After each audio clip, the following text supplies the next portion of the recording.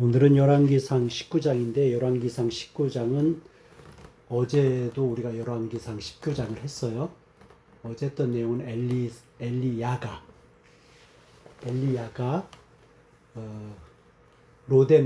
로뎀나무 아래에서 그늘이 거의 없는 나무 아래에서 이제 죽을 뻔했는데 천사가 음식을 줘서 그걸 먹고 40일 낮과 40일 밤을 가서 하나님의 산 호렙에 이르렀고 거기서 세미한 음성을 들었는데 거기서 세미한 음성은 뭐냐면 네가 죽지 않는다. 엘리야는 내가 죽겠다 라고 하니까 하나님이 너는 죽지 않는다. 그런 음성을 주셨어요. 그리고 그 후반부에 이제 엘리사가 등장을 하는데 엘리사가 등장하는 내용은 밭을 갈던 엘리사예요. 근데 엘리사가 12결의의 소를 앞세우고 밭을 갈았대요. 그러면 12결의가 몇 마리냐고 하면 한 결의가 이제 2마리래요. 한 결의가. 그러니까 소가 혼자서 밭을 가는 게 아니고 이렇게 오른쪽 소, 왼쪽 소가 같이 밭을 가는 거고 그걸 한 결의라고 하기 때문에 12결의는 24마리다. 12결의는 총 24마리다라는 겁니다. 그렇게 밭을 가는데 엘리야가 찾아왔죠. 엘리야가 찾아왔습니다. 그래서 엘리야가 엘리사 보고 나를 따르라 라고 했겠죠. 그러니까 엘리사가 어떻게 했냐면 모든 것을 엘리야가 자신의 겉옷을 그에게 던지며 제자로 부르니까 엘리사가 즉시 소를 잡고 저기서 잡고라는 건 이제 소를 죽이고 기구를 불살라 백성들에게 고기를 대접한 뒤 엘리야를 따랐다고 합니다. 그러니까 소를 이렇게 앞세워서 밭을 갈 때 썼던 그 나무로 된 것들을 다 이제 잘라서 그걸로 불살라서 소를 잡았다라는 그런 내용입니다.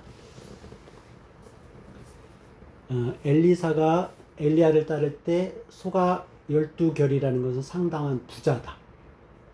근데 예수님께서 신약시대에 오셔가지고 똑같이 엘리야의 모습으로 제자를 부르는 경우가 있는데 12제자 말고 다른 제자를 부르는데 그 제자가 이제 똑같은 부자였어. 근데 그 부자가 뭐라고 그러냐면 나로 먼저 아버지를 장사한 다음에 예수님을 따르겠다. 또는 예수님이 그랬나? 네가 가진 모든 그 재산을 다 가난한 사람들에게 나눠주고 나서 나를 따르라 라고 했더니 그 부자가 그것을 못했어요. 근데 이 엘리사는 그 두 가지를 다 한 사람이에요.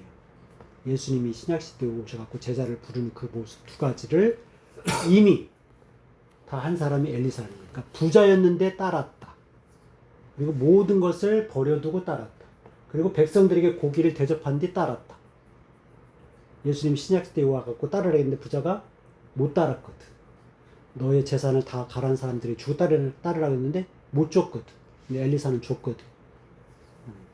그리고 부자가 아버지로 먼저 장사하게 하달라 했는데 다 버려두고 따랐다. 베드로는 다 버려두고 따랐다는 말이 있습니다.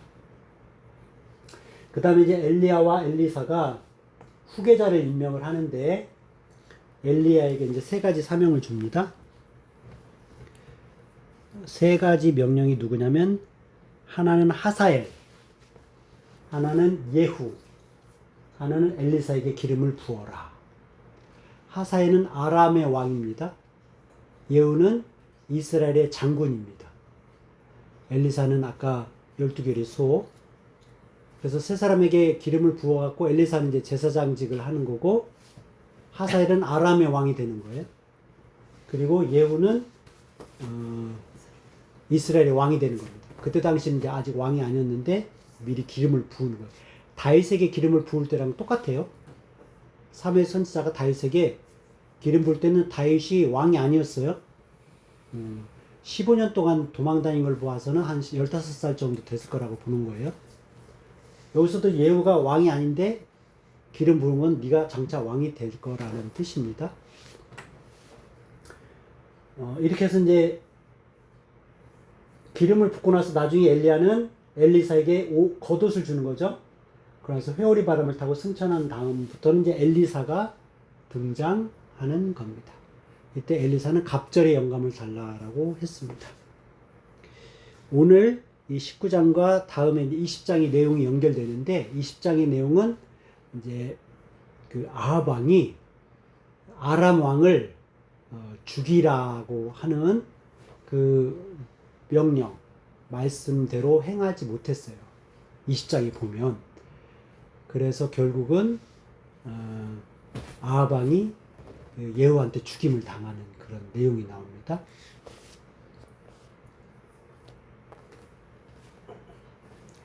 그래서 그때 당시에 아람 왕은 하사엘이 아니었어요.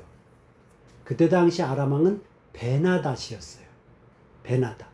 그래서 베나닷하고 아합하고 전쟁을 하는 게 이제 그 다음 열왕기상 20장에 나오는데 두 번 전쟁을 하는데 베나닷이 아합한테 졌어요. 졌어. 근데 다시 쳐들어와요. 다시 쳐들어와서 하는 말이 뭐라고 했냐면 이스라엘 사람들은 산에 사는 사람들이니까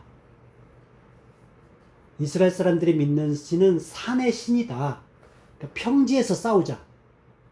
그 심리학에 그런 말이 있죠. 내가 최근에 썼던 말인데 하마가 물속에서 사는 짐승인데 육지로 나와 있는데 오소리가 와가지고 하마의 뒷다리인가를 막 물었어요.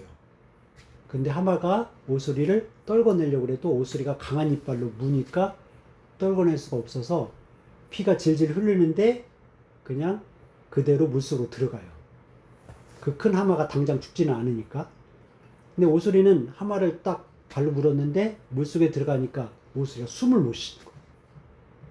그래서 심리학에서 그것을 뭐를 얘기하냐면 어떤 불리한 상황,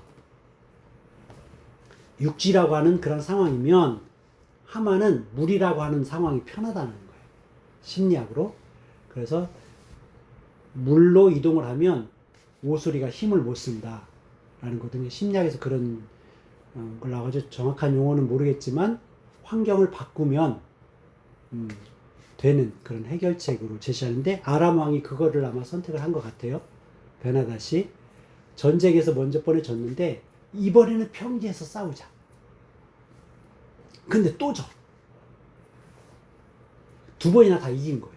그때 아합 왕은 그 명령이 아마 아람 왕을 진멸하라는 명령을 받았나 봐요.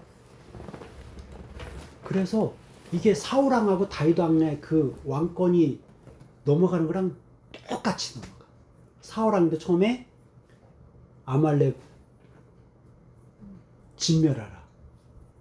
근데 살려뒀거든. 근데 여기서 또 베나닷을 아합 왕이 살려줘. 그리고 여기 아람 왕의 베나닷은 다메섹으로 나와요. 그 도시가. 오늘날도 다마스커스라고 그 이스라엘에서 저쪽 시리아나 이쪽으로 가면 다마스커스. 사도 바울이 바울로 개명되기 전에 사울했을 때 다메섹까지 찾아갈 정도면 외국 땅이라는 걸로 되게 먼 나라거든요. 이스라엘은 산에 있지만 다메섹은 평지였고 상업이나 이런 것들이 더 번창한 도시야. 그래서 세상 사람들 말로는 예루살렘보다는 산에 있는 예루살렘보다는 평지에 있는 다메섹이 더 비중이 큰 거예요. 근데 이 아합 왕이 베나닷을 죽이지 않은 이유가 그 다메섹이 욕심이 났나 봐. 그게 신명기에서 솔로몬 왕 보고 애굽으로 말들을 사러 가지 말아라. 이방 여인을 많이 두지 말아라. 은금을 많이 두지 말아라. 그러니까 이 아합 왕한테는 그 다메섹 거기가 신명기 모세와 솔로몬 왕의 애굽의 바로의 애굽의 그 말들과 은금이 풍부한 그것처럼 느껴져 갖고 그 저 다메섹을 차지하고 싶었는데 남의 나라잖아. 전쟁에서는 여기서는 이겼지만. 그래서 베나닷을 살려 보내면서 이제 나의 형제다. 이게 이방 여인의 그 속성처럼 나의 형제다라고 조약을 맺고 다메섹에 있는 은금을 취하는 거야. 신명기에 사지 말라는. 전쟁에서 이겼으니까 말들은 등장하지 않지만 나의 형제로 조약을 맺은 이방 여인으로 취급한 거야. 이방 여인을 이렇게 솔로몬이 데려와갖고 나중에 망한 것처럼 이방 사상 진멸하라는 거는 거기서만 우상들을 많이 섬겼나 봐요. 아람 족속들이.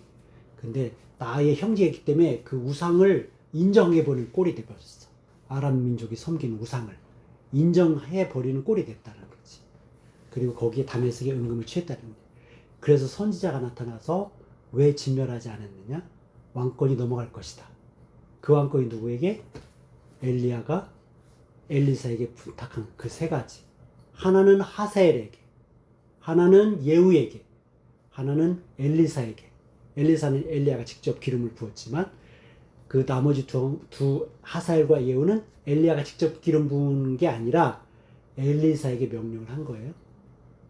하사엘에게 기름을 부으라. 그 다음에 예후에게 기름 부으라. 그래서 엘리사가 기름을 붓습니다. 그러니까 아람 왕의 베나닷도 하사엘로 바뀌고 북이스라엘의 아합도 예후로 바뀌는 겁니다. 그래서 여기까지가 오늘 제가 준비한 내용이에요. 그래서 본받을 점은 솔로몬도 모세가 부탁한 신명기에 애굽 땅으로 말들을 사러 다시 가지 말아라.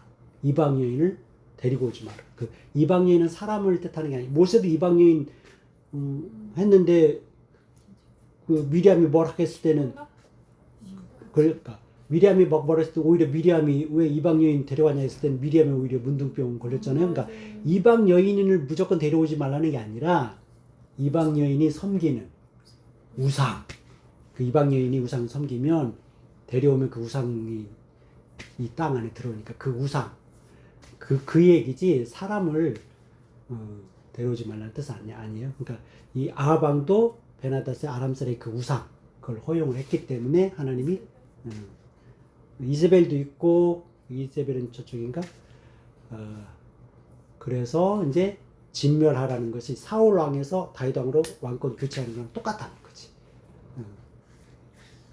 그래서 오늘은 여기까지 한 겁니다. 뭐 사건 배경이 열왕기상 20장에 보면 그런 내용들이 다 나옵니다. 왜 진멸하지 않았나? 그런 내용들이 쭉 계속 나옵니다. 그래서 그 상황들을 보면 준비한 내용들이 많이 있습니다. 진멸하라는 것은 헤렘이라는 뜻이네요. 저기 단어네요. 발음이. 그래서 내용을 길게 했기 때문에 시간 날 때 그 진멸하라는 헤렘법을 위반했기 때문에 왕권이 교체되었다라는 겁니다. 여기까지 하겠습니다.